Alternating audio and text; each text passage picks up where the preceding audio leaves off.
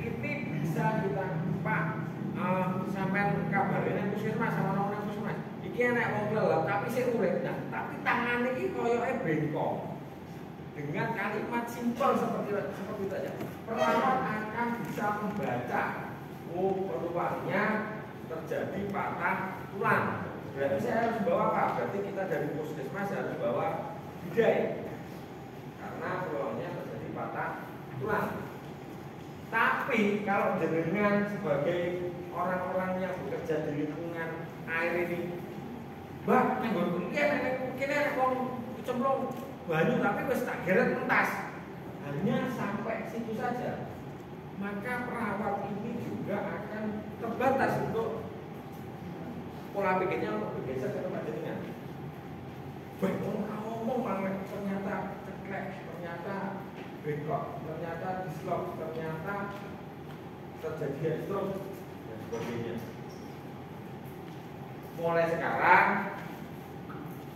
bagi jenengan-jenengan yang berada di lingkungan objek wisata berbayar, air gua, sungai, pantai, minimal jenengan punya nomor-nomor emergensi, sehingga kalau terjadi sesuatu ketika jenengan ada orang tenggelam dan rumongso ndak iso nglangi dan rumongso ndak iso nulungi, minimal ada yang bisa dilakukan. Jangan sampai terulang lagi. Lur, nenek mau kelelep, lur. Ayo kita ndase ke. Lur ingat lur. Detik orang tenggelam. Sampai terakhir misalnya ternyata nadi dan apanya ada, lek zaman dia dijungkir, digobrok dan sebagainya. Kalau sekarang cukup dimiringkan stabil karena permukaannya lebih mendahului. Kita beliau terlentur. Kering.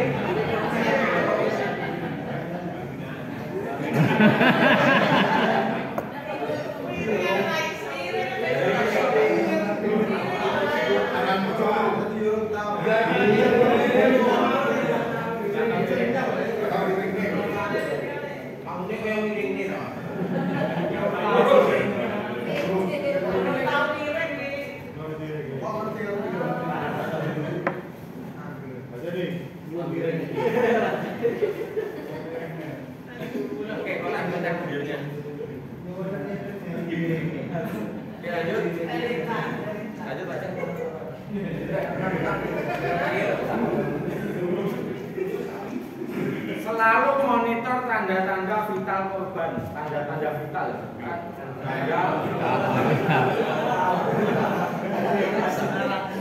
Sekali lagi kenapa saya tekankan selalu memonitor tanda vital. Tanda vital apa saja? Ya nadi sama napas tadi.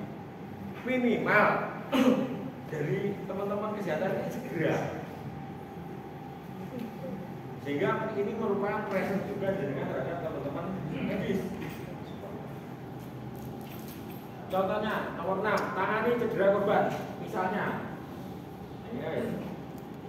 ini terjadi patah. Yang terjadi patah, yang dilakukan pertama adalah yang biasanya terjadi gerak-gerak, sehingga tapi lek sing lakoni rasane lara bahkan cenderung pingsan. Ketika menangani cedera korban, ketika bicara masalah patah tulang, jangan pernah misalnya turunan rumah bebas terus misalnya terjadi patahan sing wangel.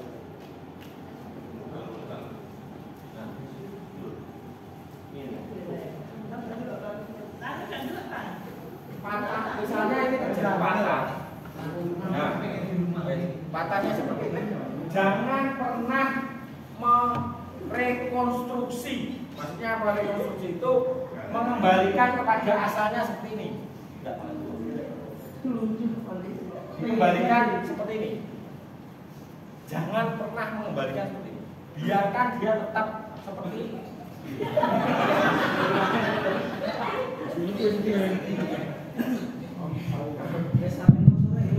Jadi jenengan menemukan ketika di jalan ketemu kecelakaan, terus kadang-kadang jatuh, jangan pernah berusaha misalnya tangannya kembalikan sampai jangan pernah. Jadi ketika terjadi patahan seperti jenengan nanti dari nyampe rumah itu coba sampai patahkan lidi. Ini kan bentuknya tidak beraturan. Kalau dikembalikan dikencengin, maka patahan-patahannya ini akan merusak, akan menimbulkan cedera. Jadi kayak model ini masih uangnya banyak diangkat. Pasti. Ya inilah resikonya ketika kita menolong orang itu ya mikir bagaimana caranya ini bisa terangkat tanpa kita merekonstruksi ulang. Misalnya setengah kepadunmu ini sudah. Jadi jika bicaranya tidak bergerak kemana-mana. Jangan dikembalikan ini. Ini berarti malah menambah cedera korban. Tuh. Korban terakhir segera bawa ke rumah sakit untuk mendapatkan perawatan lebih lanjut. Beberapa kali kejadian meninggal di kapal, ini bukan ketahuan di kapal di pelabuhan Sebelah. Ini memang karena terlambat. Tek serangan jantung, tek wong Jawa angin duduk dan sebagainya. Goal time-nya terlewati karena posisinya di tengah laut. Penanganannya salah. Akhirnya meninggal, nyampe daratan, nyampe dermaga, posisinya sudah bebas, sudah meninggal. Tapi yang bisa menyatakan seseorang itu meninggal hanya dokter. Lanjut. Nah ini terutama yang misalnya gua lawa itu Pak, kedalamannya berapa? Masuk ke dalam yang jumlah guanya sekitar 2 kilo, yang kedua sekitar 800 meter. berarti Yang kedua itu sekitar 2 kilo yang bisa dijangkau. Jadi semakin itu semakin ke bawah. Masuk semakin dalam, Naik dalam. eksikutnya juga semakin berat. Nah, terutama misalnya dua, ini ada peluang ketika di dalam terjebak banjir dan sebagainya, akhirnya terkena hipotermia. Ada yang tahu hipotermia? Tahu Mas? Hipotermia itu adalah kondisi di mana seseorang mengalami penurunan suhu tubuh secara ekstrim. Jadi kadang sing lipat. Ini pernah terjadi di nelayan di dermaga sebelah. Hujan, nah,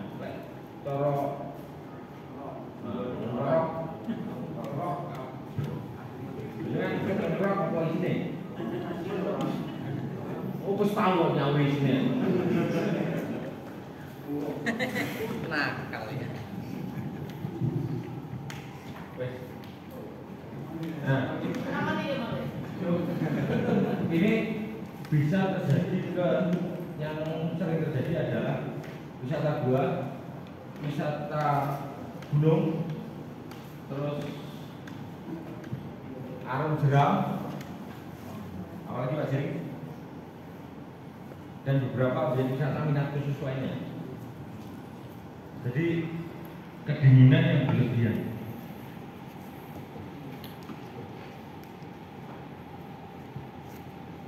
Saya pernah menangani di sini pokoknya 1 kali, tapi akhirnya meninggal. Nelayan. Intinya pindahkan dia dari rumahnya dingin, ganti bajunya dan sebagainya, beri jalan nafas, maksudnya ojo dirubung wong. Kalau memang punya oksigen, kalau dengan punya keluarga yang terkena jantung, biasanya di rumah ada stok oksigen atau oksigen tabung itu. Intinya beri penghangat, beri minuman hangat, hangat biasanya hangat itu membeci. Bukan. Temanya bukan seperti itu. Teh hangat, kopi, air hangat.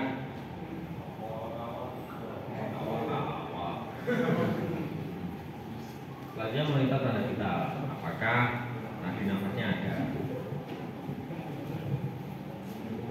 12 11. Cukup. Setelah ini dilanjut kita isoman dulu gini. Iya. Kita bunyi